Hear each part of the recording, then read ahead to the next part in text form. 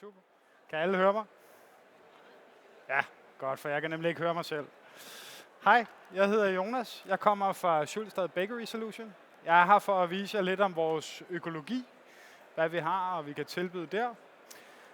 Så har vi også en lille smule om rådej, hvordan man håndterer det, og hvordan man kan lave det til noget nemt og noget lækkert meget hurtigt.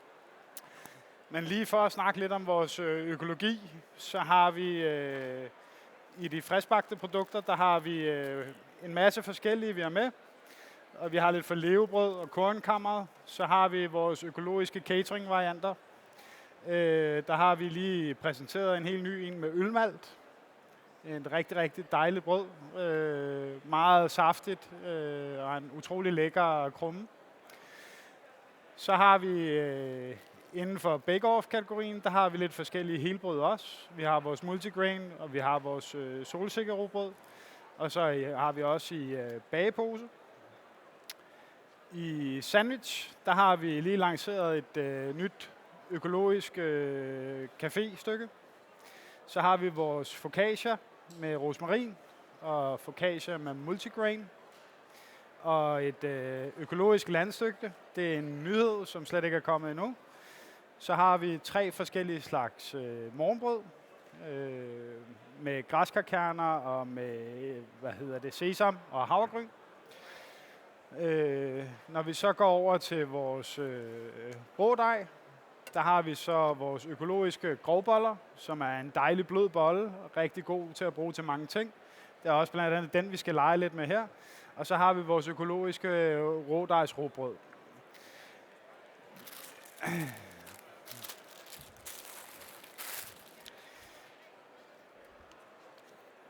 Schulstad Bakery Solution, eller Schulstad har snart eksisteret i 130 år, så vi ved en del om at bage noget brød, noget godt brød.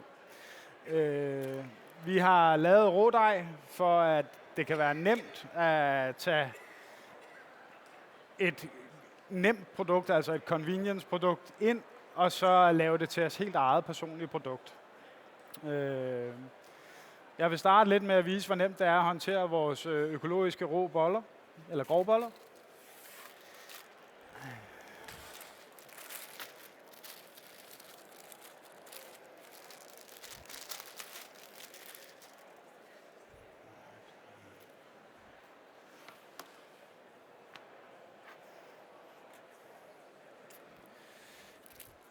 Når vi arbejder med vores rå dej, så bruger vi ikke mel på bordpladen.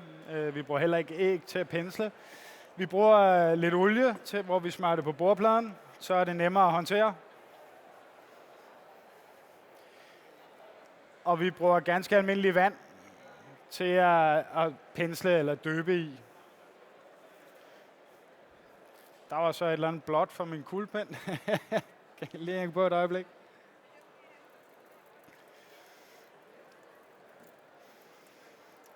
Den tager vi lige og fjerner der.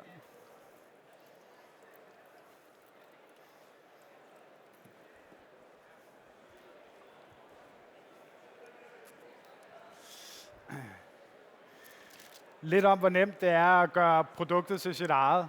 Som sagt, man vender det i noget vand, og så har man en masse forskellige fyld, man kan komme ovenpå, eller toppings. Så hvis man gerne vil lave en havregrynsbolle, jamen, så vender man den i en havregrynstopping. Hvis det skal være noget andet, jamen, så vender man det bare i det. Det er rigtig nemt at arbejde med. Det er meget taknemmeligt. Det skal hæve til cirka dobbelt størrelse, og derefter kan det så bages i ovnen. Bagetid er cirka en 14-15 minutter.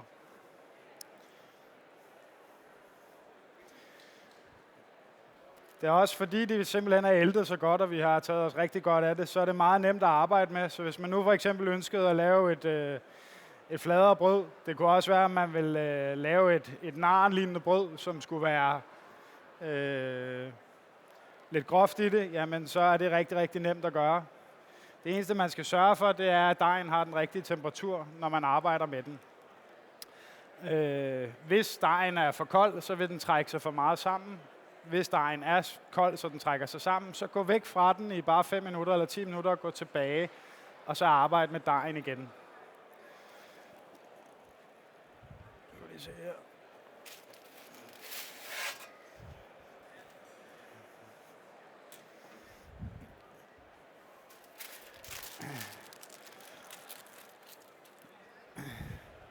Men på relativt kort tid er det muligt at skabe rigtig, rigtig mange forskellige varianter og ting, som man kan enten bruge til sin buffet, eller man kan bruge det til en morgenbolle, eller en snackbolle. Man kan også fylde, hvis det er det, man har lyst til, fylde den med et eller andet. Simpelthen bare stikke en finger ned i bunden, fylde den, og så lukke den sammen.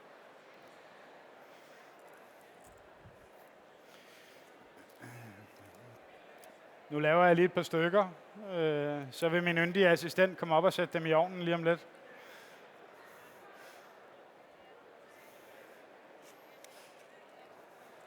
Det gode ved rå dej, det er, at det er så nemt for jer at give dejen sit helt eget udtryk. Og da det er et frostprodukt, så sådan noget som boller, de økologiske boller, de tør op på cirka en times tid. Og der vil de være til at arbejde med derefter.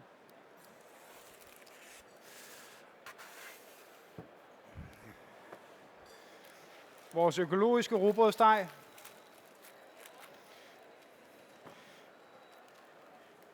er også igen rigtig nem at arbejde med. Man kan gøre virkelig mange ting med den. Den er sådan, så man kan skære den, så hvis man nu ønsker at lave nogle sandwich, så kan man gøre det. Det kan også være, at man vil lave nogle lidt mere aflange sandwich, så er det selvfølgelig også muligt.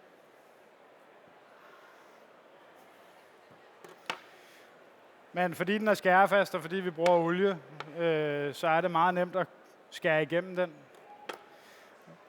Den skal jeg også hæve til cirka dobbelt størrelse.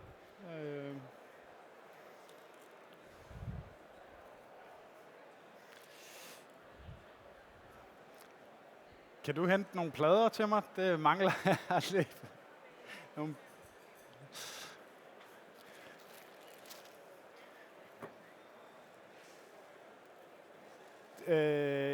Jeg har nogle smagsprøver, der også kommer rundt til jer lige om et øjeblik, men han står med ryggen tæt op. Pia.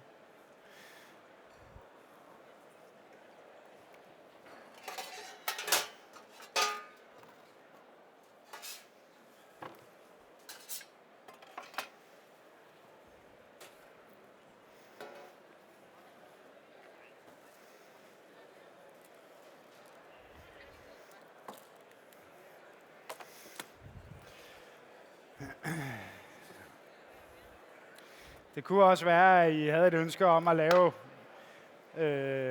en masse boller, for eksempel en masse rugbrødsboller. Jamen, så vil jeg simpelthen at gøre døbt brød. Tak.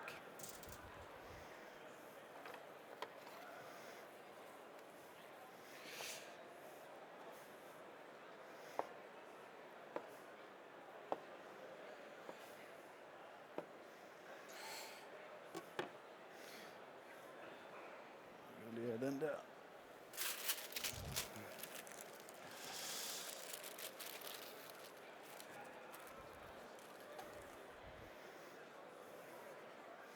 Men på den måde kan I nemt lave et helt rugbrød ud til mindre boller. Der er stort set ikke særlig mange grænser for, hvad I kan gøre.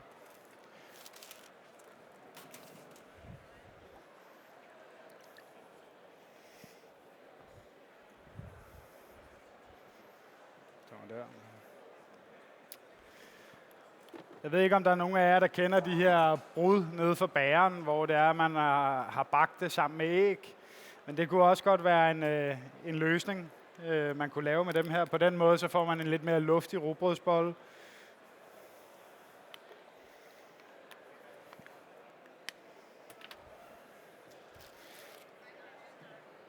Simpelthen komme et rugbrød op i. Og så begynder at hakke det ud. Så.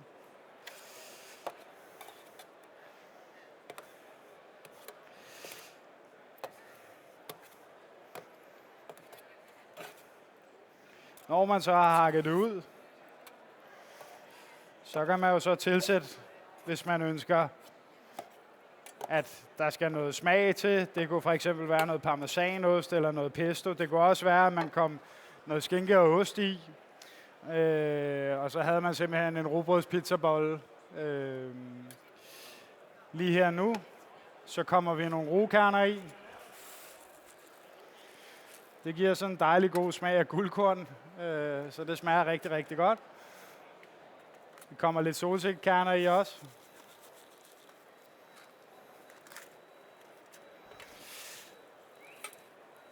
Vender det rundt.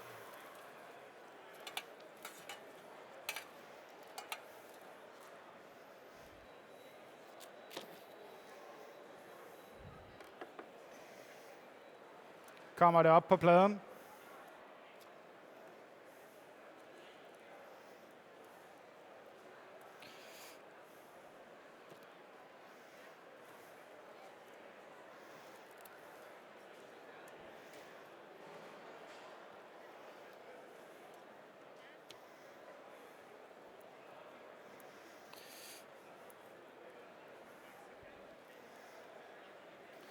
På den måde får man en lidt mere luftig rugbrødsbolle, men den vil jo selvfølgelig stadigvæk være fyldt med fuldkorn og fyldt med masser af fiber, så det vil stadigvæk være en sund en.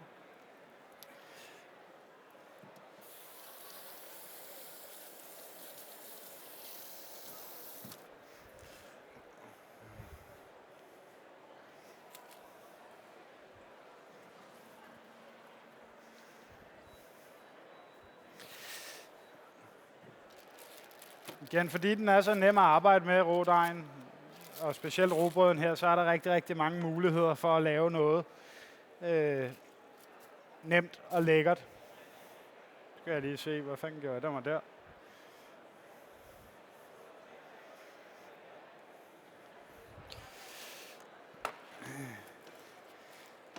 For eksempel hvis man skal lave en lille frokostting eller en snackting,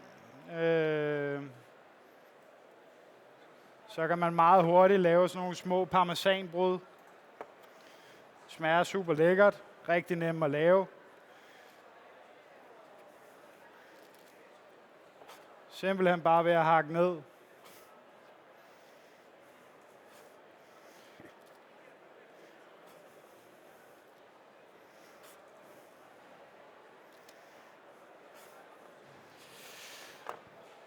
Og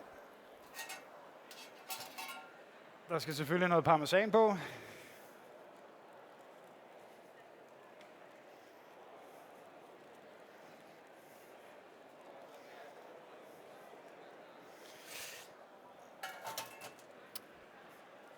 Hæve til cirka dobbelt størrelse, ind og bage i ovnen i lige knap 20 minutter, og så har man et super lækkert snackbrød. Drys det med lidt salt, lad være, hvis man det skal være lidt sundere.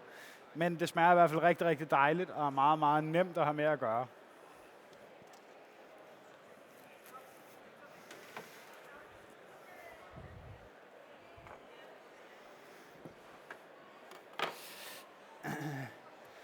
Når man arbejder med den rå dej, så som jeg nævnte tidligere, så bruger vi olie på spækbrættet, eller på brættet, eller bordet.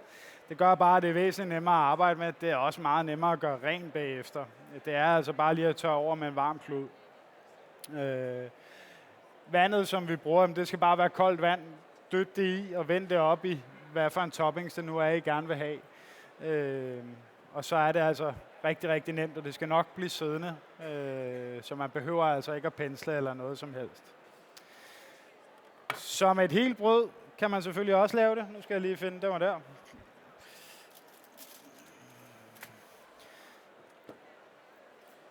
Hæve til dobbelt størrelse. Hvis man ønsker topping på, jamen så igen, så dypper man den i det, man vil. Og så er det bare at sætte den over og hæve. Den skal cirka hæve en times tid, når det er, den er optøet, men i hvert fald til dobbelt størrelse. Når det er vores økologiske deje, vi arbejder med, så hæver de ikke lige så meget som en konventionel dej. Så de hæver cirka til dobbelt størrelse.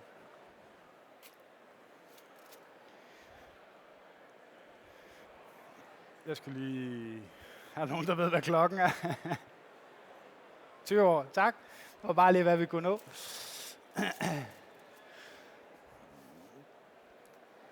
Det var der. For lidt at vise, Hvis det nu er, at man ønsker sig en nem snack, så er der flere forskellige muligheder. Her der går jeg tilbage og bruger vores økologiske grovdej, eller grovbolddej.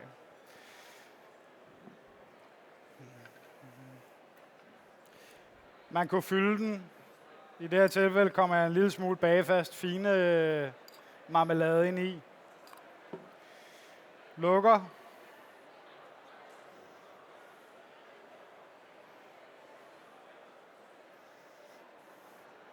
Og på den måde har man en rigtig, rigtig god snack, og også meget nem at lave. Det kunne også være, at hvis man var i det helt søde hjørne, og man rigtig gerne vil have noget lækkert, men det gerne stadigvæk må være lidt sundt, så kan man også lave en brunsviger ud af vores grove bolledej. Fylder simpelthen op med grovboller hele vejen ned, lad det hæve, hælde en brunsvigermasse ud over, og så 20 minutter ind og bage ind i ovnen. Så har man altså en super lækker brunsvigerbolle, og meget, meget nemt.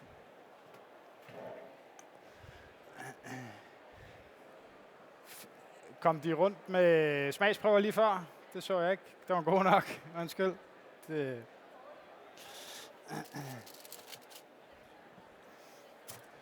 Hvor vi lige den der.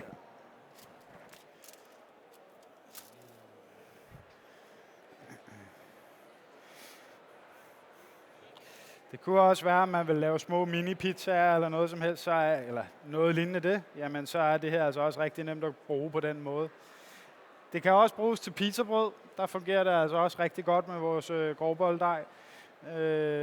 Bare tryk den flad.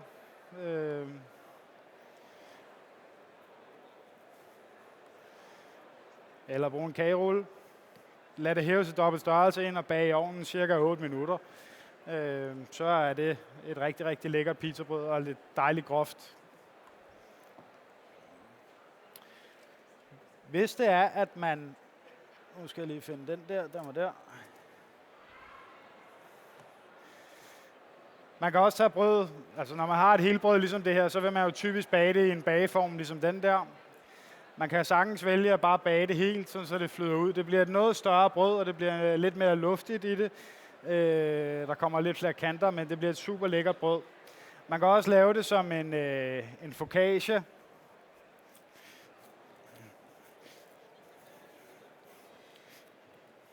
Simpelthen ved at trykke godt ned i det.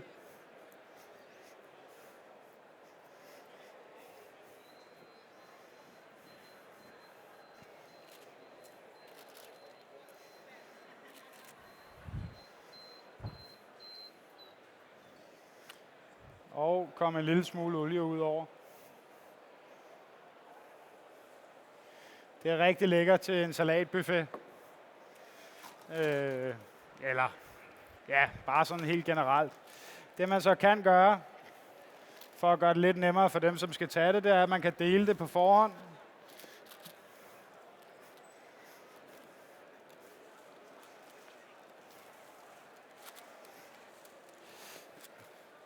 Ved at gøre sådan, jamen, så er det nemt for dem, som skal tage det op i buffeten eller noget, bare lige at brække af. Hvis man ønsker et mindre stykke, jamen, så gør man bare det. På den måde kan man lave rigtig, rigtig mange små kuvertbrød, buffetbrød, og få virkelig meget ud af et enkelt råbrød.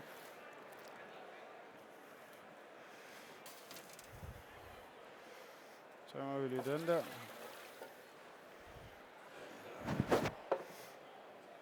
Det kunne også være med et helbrød som det her.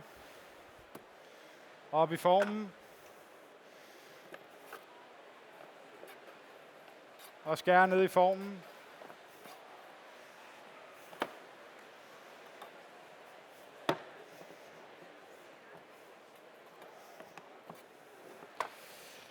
Når det så hæver op, så bliver det rigtig, rigtig flot.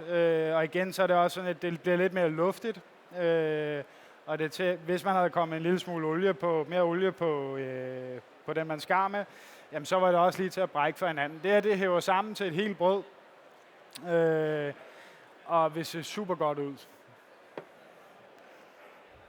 Sæt den derovre.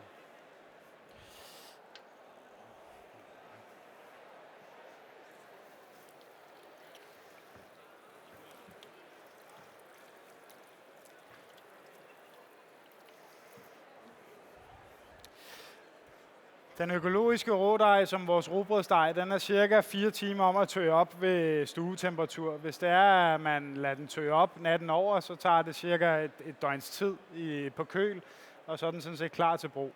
Man kan sætte den op dagen før.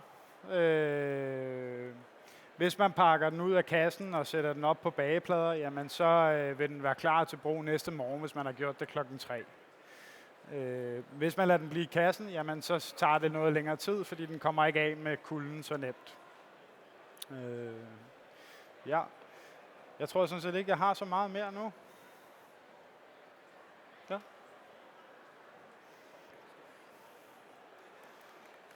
Tak.